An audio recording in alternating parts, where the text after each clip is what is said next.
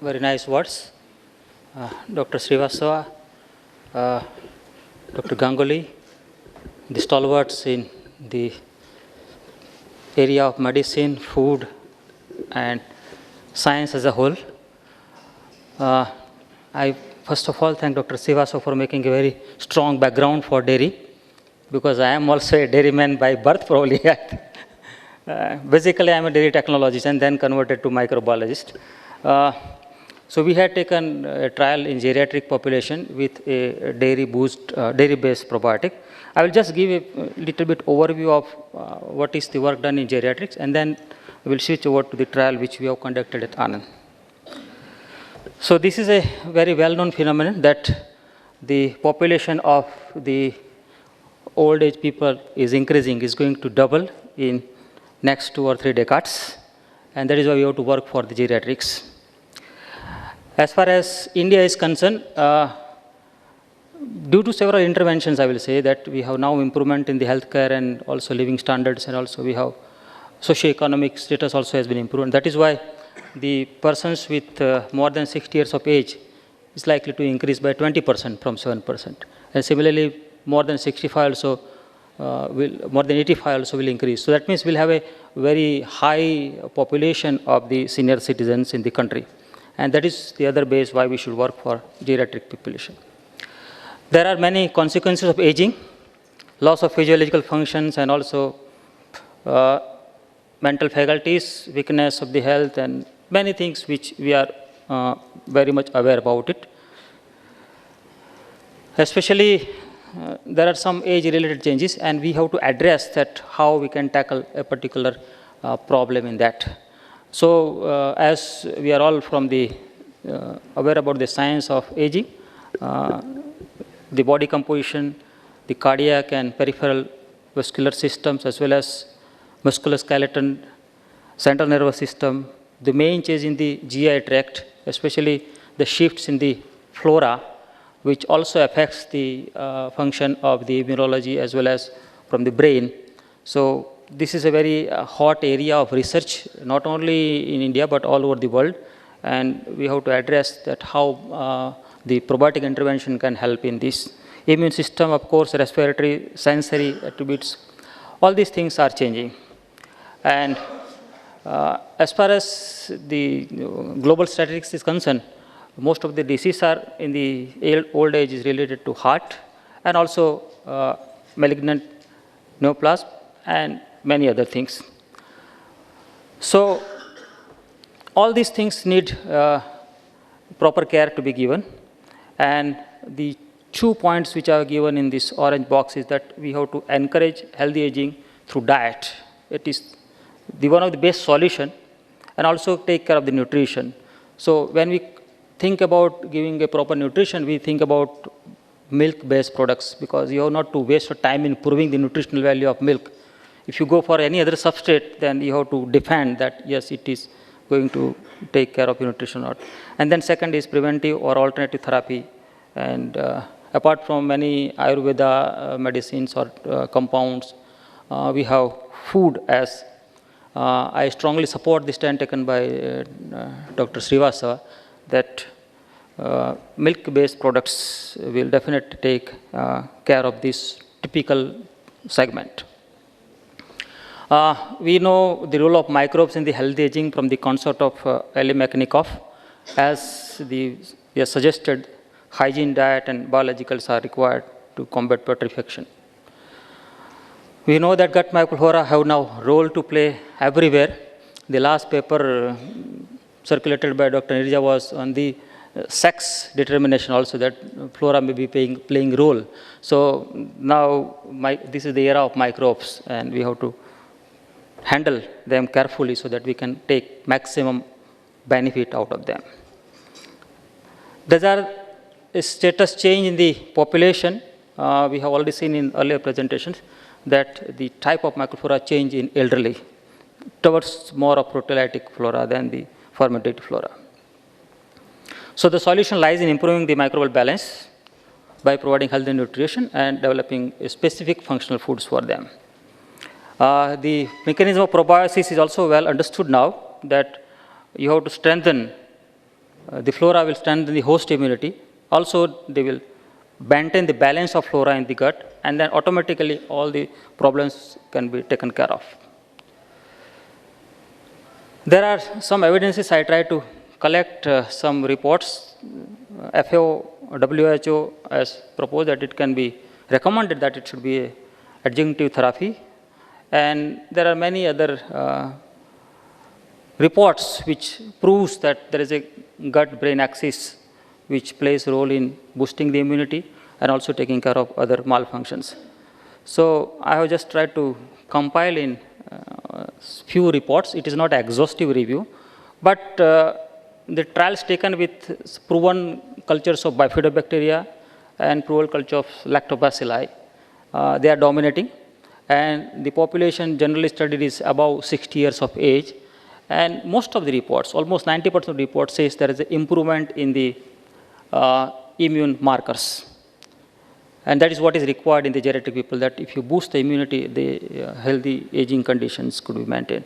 And there is a change in the gut microflora. So,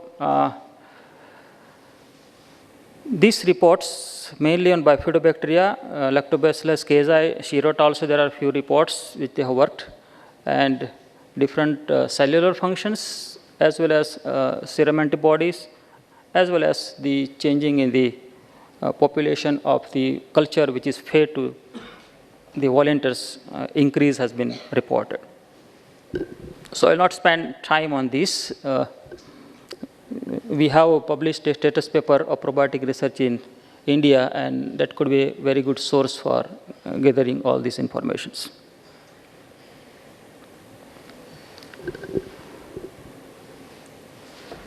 And there are few trials with probiotic plus prebiotic, also the symbiotic products. So lactobacillus plus fructooligosaccharides or with inulin and so. And there also some positive results have been found. No doubt, I will not say it is 100%. There are few negative reports or no effect reports. It's not a negative effect, I will say, but it do not really prove that it's worth. But there are many limitations in conducting a trial, as we all know. And then the results are sometimes become vague or out of the box. I would like to spend 10 minutes on the trial which we conducted on metagenomic and clinical investigations of a fermented product which is with our own culture.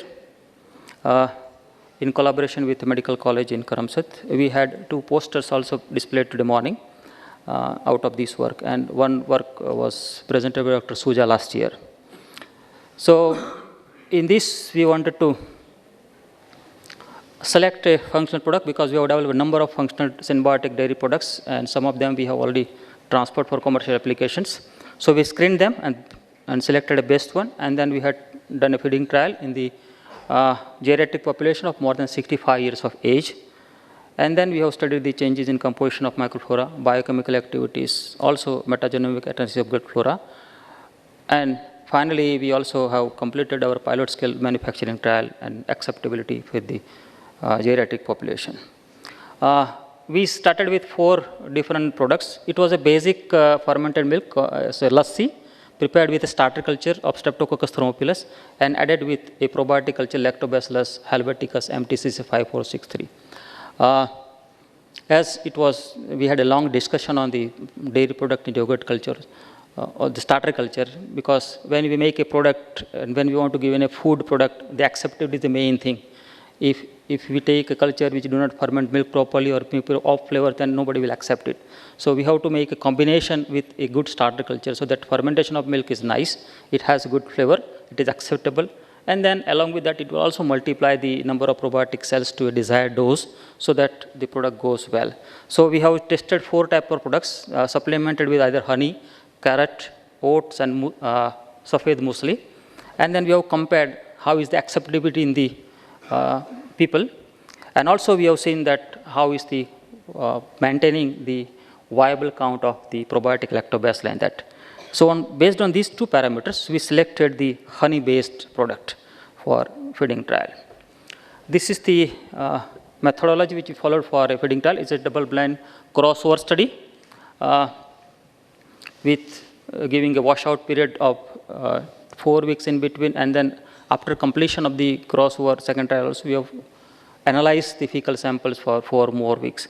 So it was about 4.5-month trial taken in different persons in the Anand and nearby town. We had almost half of the volunteers from the rural background and half from the urban background. We started with 112 volunteers which were screened, but ultimately at the end we were left with about 59 only at the end of the study, whom we have complete data. We collected the fecal samples for traditional plating as well as detecting the presence of our own probiotic strain in the fecal matter by RT-PCR method. We collected blood for hematological, lipid, and immunological parameters, metagenomic analysis of the gut microbiome totally, and we have used ion torrent sequencer for analyzing the flora.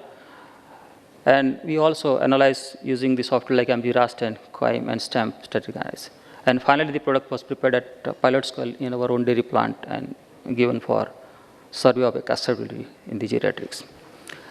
Traditional plating, we have done different groups of microflora, but this is a broad picture of what happened to lactobacilli. T0 means when we initially, this is average of all volunteers, 69. That population was a lot, but after feeding a probiotic for 30 days, the population rose to quite high level.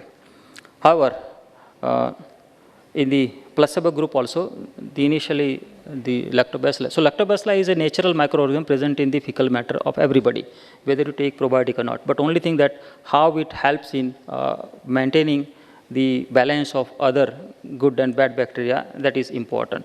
And that is why if you have a specific strain, we have to see. So here we do not have an idea about whether this higher population lactobacilli included our strain or not. And that is why we used a real-time PCR-based method to quantify the presence of MTCC 543 in the fecal matter. So this is the method which we standardized with. We designed the primers for that. We also designed a marker for our own culture. We validated it by several trials. And then this is standard curve for deciding the gene copy numbers. And here is the picture that in the fecal matter, the population of the culture which we fed was about more than 10⁻⁷ gene copy numbers. This established that the probiotic culture stays in the intestinal tract of the volunteers. And then our study of washout period and then continuing it further, it also showed a higher amount of lactobacilli, which showed that at least it stays for 2 to 3 months even after you stop feeding a particular probiotic strain.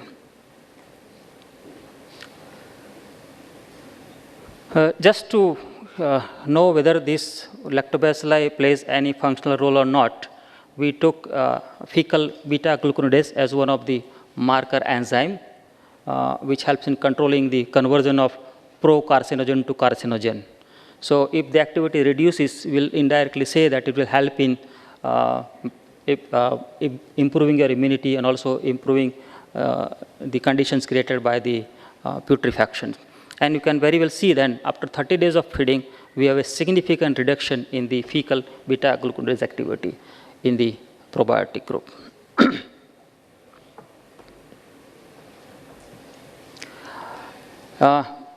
In hematological studies, we have measured so many parameters, and we were expecting that when we are feeding a milk-based product, there will be some improvement in the calcium.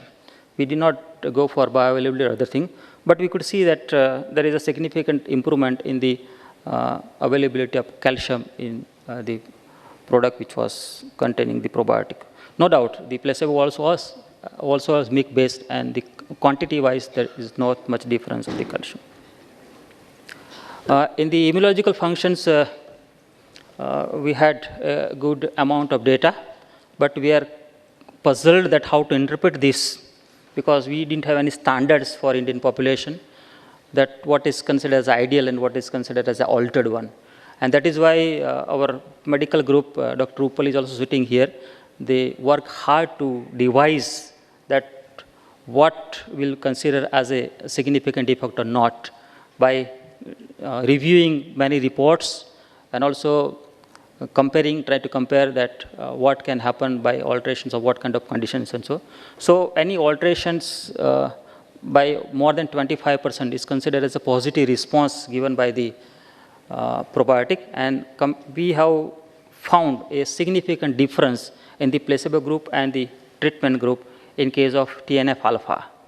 That placebo was about 2.9% volunteers who have got correction in that, while in treatment it was 27% correction.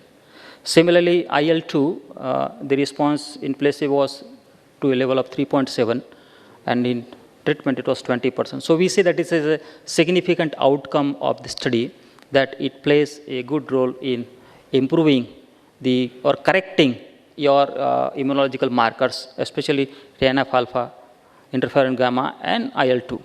However, there was no significant effect on IgG and IgM in that case.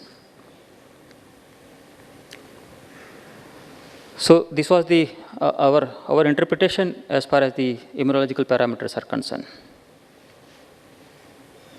Actually, we still needed more volunteers to further confirm this fact, but this can serve as a base, especially in the Indian population, that these factors can be corrected to this level. For lipid profile parameters, it was not our primary objective, but we also tried to estimate it, and we did not have significant change in this. Actually, the type of volunteers which were selected, 50% were from rural background, and they had no problem of cholesterol at all.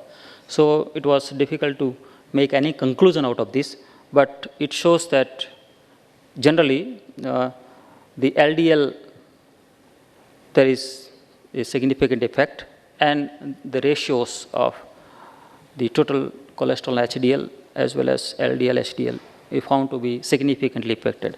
So this is the interpretation officially by a statistician, but as the number of volunteers were less, and so in actual term how much effective it will be, I cannot say anything about that.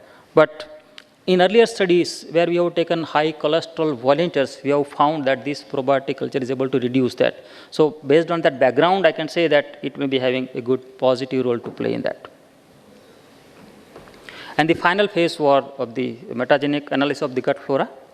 And in this, we could see that the fecal flora of the geriatric volunteers on an average are dominated by firmicutes, actinobacteria 20%, and proteobacteria 10%. This is the average. It contradicts some of the results which we have seen in the foreign on other groups of volunteers in the other countries. As well as changes in phylum composition is concerned, the probiotic feeding indicated 7% increase in firmicutes, 1.5% rise in actinobacteria, and 1.9% increase in proteobacteria. So 7% increase in firmicutes shows something of relevance. Proteobacteria were higher in non-responders than in responders, because it was difficult to analyze the data of individual persons. So we grouped them into a responder and non-responder to know that why in out of say 60%, in 40% it gave good response and 20% did not give good response. So we pulled the sample from those responder and non-responder, and we tried to compare the gut microbial composition of both the groups.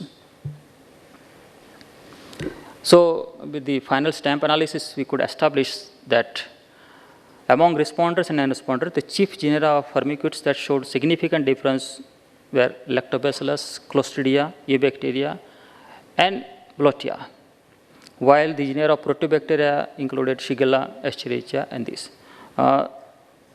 This picture will show the difference in the responders and non-responders, and especially you can see that the population of Clostridium was very high in non-responders at a glance. There was not much difference in Lactobacillus. It was no doubt higher in responders, but at 28 and 31%. But Clostridia was a significant marker which can say that it affects in the geriatric population.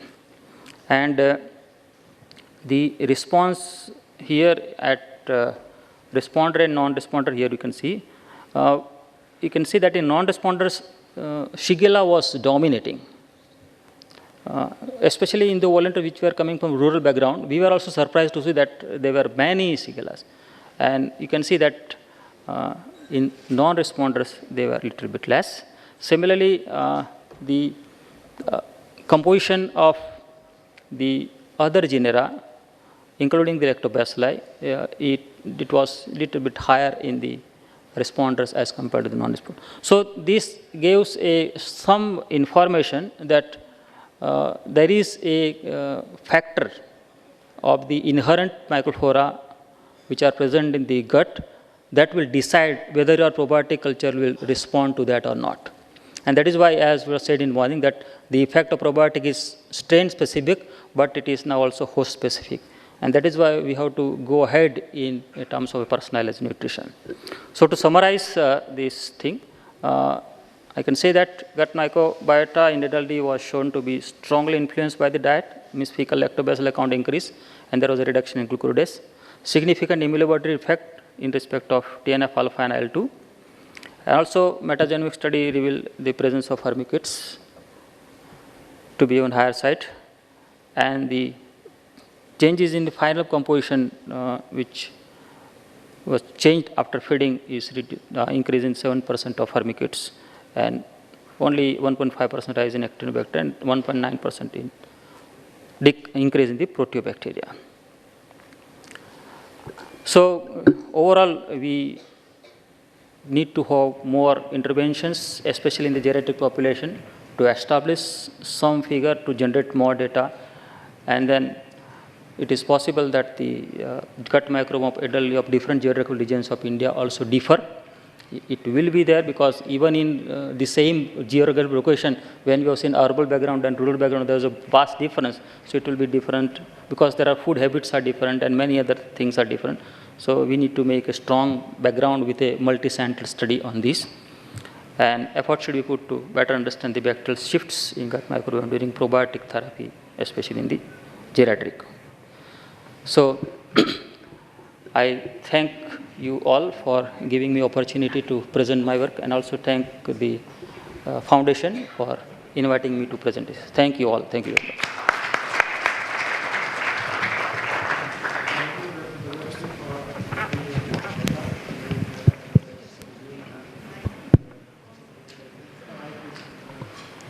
Now we can have some quick questions. Yeah. What were the side effects seen in this population, both control and placebo? Side effects. We had no side effects. What side effects are expected? I don't understand. I would refer to a very large study called the Placidi study, Yeah. which looked into the role of probiotics in antibiotic-associated diarrhea. It's a large follow-up study of about 17,000 population. And they found the very important side effect is they become nausea and dyspepsia. Now this is very important, and their population is predominantly geriatrics. Now, I would not go with an idea that the entire probiotic is very safe in a true clinical use. We need to have a caution, and of course there are several issues on the clinical side. Yeah. I'm talking from the clinical side. Maybe to put Dr. Srivatsav into the picture, probably the use of probiotics by the practitioners or the specialists is much more than the dairy market actually. Today I think that's a much bigger one, and there are lots of claims by the industry about its usefulness. But this is one particular negative paper which actually says, it's a European study which was published last year, says that there are also side effects. In fact, there is an editorial, are we doing harm by prescribing probiotics? Because we monitored all the volunteers throughout, and we could not report any, we could not find any of the... Fair enough, fair enough. The number is small, you did not report, but need to know that there are some side effects which may be important, significant or not important. Because every time when we are going for feeding, we are filling up a form by oral inspection that... Because this was a trial with those who were having antibiotic-associated diarrhea. So the symptoms which you were talking, they are also associated with diarrhea. So very difficult to dissect these two because it was not very comfortable.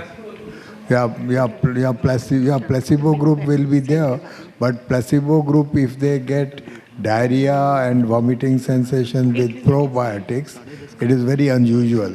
But the symptoms in the elderly group with the symptoms of diarrhea, and if they are going to rehydration or anything, there will be symptoms with which are associated with electrolyte imbalances, which you could find. So you have to really study in depth to associate these symptoms with the probiotic usage. But one of the questions which I have to you is you found some Shigella in your elderly population. Were they having any symptoms? Because Shigella, very few organisms can cause bloody diarrhea. And what kind of Shigella were there? Were they Soniae or what was the population? Actually, they were all kind of a dormant type of Shigella. We discussed this issue a lot because nobody has any symptom of anything. When we got the results, we were surprised that how so much of Shigella can be there. So they may be, I do not know, inherited or somehow coming from the other sources, and they were not causing any problem. Nobody had any incidents of diarrhea or dysentery or anything. All they were living very healthy, even after harboring so many of Shigella in the fecal samples. Sir, But after 30 days of intervention, we could find that it significantly reduced. So they were not expressing, even though they were there.